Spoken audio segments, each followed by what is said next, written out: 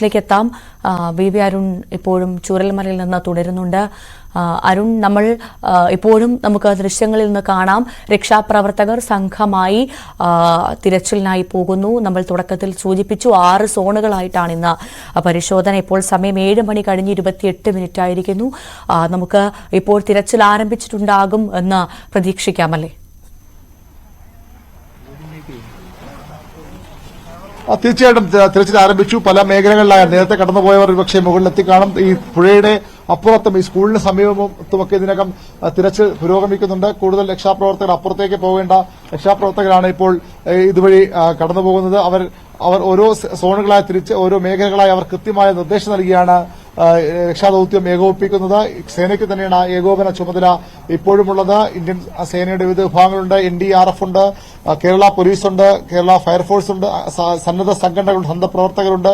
എല്ലാവരും രക്ഷാദൌത്യത്തിൽ പങ്കാളികളാവുകയാണ്. രക്ഷാപ്രവർത്തകർ കടന്നുപോവുകയാണ്. ഒരു വാഹനം കൂടി ആർമിയുടെ വാഹനമാണെന്ന് കരുതാം. വാഹനം കൂടി ഇപ്പോൾ പാലത്തിലൂടെ കടന്നുവരുന്നു. ഉദ്യോഗസ്ഥർ ആ വാഹനത്തിൽ ഉണ്ട്. വൈകാതെ ആംബുലൻസ് 25 ആംബുലൻസുകളാണ് ഇവിടേക്ക് ഈ ഭാഗത്തേക്ക് പുഴ കടന്ന് മുണ്ടക്കൈ മേഖലയിലേക്ക് കൊണ്ടുപോകാൻ നിർദ്ദേശം നൽകിയിരിക്കുന്ന 25 വാഹനങ്ങൾ കരയിൽ പോളിടെക്നിക് ഭാഗത്ത് കേന്ദ്രീകരിക്കും. അങ്ങനെയാണ് ക്രമീകരണം. ഇപ്പോൾ സൈനികരുടെ വാഹനവും ഇവിടേക്ക് കടന്നു വരികയാണ്, കടത്തി വിടുകയാണ്. ഫോറസ്റ്റ് ഉദ്യോഗസ്ഥരുടെ വാഹനമാണ്,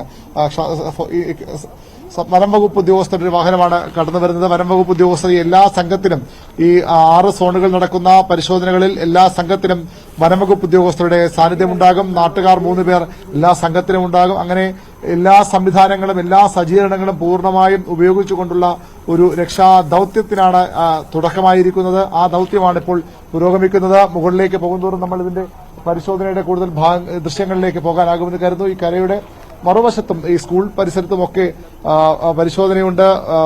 ഈ മൃതദേഹങ്ങൾ കണ്ടെത്തുന്നതിനായുള്ള പരിശോധന തുടരുന്നുണ്ട്. അവിടെ ഈ നമ്മൾ നിൽക്കുന്നതിന് അപ്പുറത്ത് ആ ദൃശ്യങ്ങളിലേക്ക് ഇപ്പോൾ ക്യാമറ എത്തുന്നുണ്ട്. ആ ഭാഗങ്ങളിലും പരിശോധന നടക്കുകയാണ്. അതായത് ഈ മുണ്ടക്കൈ മേഖലയിലും അതുപോലെ ഈ ഡൌൺ സ്ട്രീം, അതായത് ഈ നദിയുടെ താഴ്വാരത്ത്, ഈ മലയുടെ താഴ്വാരത്ത് നദി ഒഴുകുന്ന സ്ഥലത്ത് വളരെ പ്രധാനപ്പെട്ട ഒരു മേഖലയാണ്. അവിടെയും ശക്തമായ വിപുലമായ പരിശോധന തന്നെ ഉണ്ടാകുമെന്ന് ഇന്നലെ വ്യക്തമാക്കിയിരുന്നു. ആ പരിശോധനയാണ് നമ്മൾ കാണുന്നത്. മറ്റൊരു പ്രധാനപ്പെട്ട കാര്യമുള്ളത്, നിലമ്പൂർ ഭാഗത്ത് മൃതദേഹങ്ങൾ കഴിഞ്ഞ ദിവസങ്ങളിലൊക്കെ കണ്ടെത്തിയത് ചാലിയാറിന്റെ വഴികളിൽ, ചാലിയാറിന്റെ കൈവഴികളിൽ ചാലിയാർ ഒഴുകിപ്പോകുന്ന 40 കിലോമീറ്ററോളം മേഖലയിൽ 8 പോലീസ് സ്റ്റേഷൻ പരിധികളിൽ ഈ പരിശോധനയുണ്ടാകും. അവിടെയും വിപുലമായ രീതിയിലുള്ള സന്നാഹം, അവിടെ കോസ്റ്റ് ഗാർഡിന്റെ അടക്കം നേവിയുടെ അടക്കം സഹായത്തോടുള്ള പരിശോധനയാണ് നടത്തുന്നത്. നാട്ടുകാർ ആ സംഘങ്ങളിലും ഉണ്ടാകും. നമുക്കറിയാം, ഞെട്ടിക്കുന്ന ചില കാഴ്ചകൾ ആദ്യ ദിവസം മുതൽ അവിടെ കണ്ടിരുന്നു.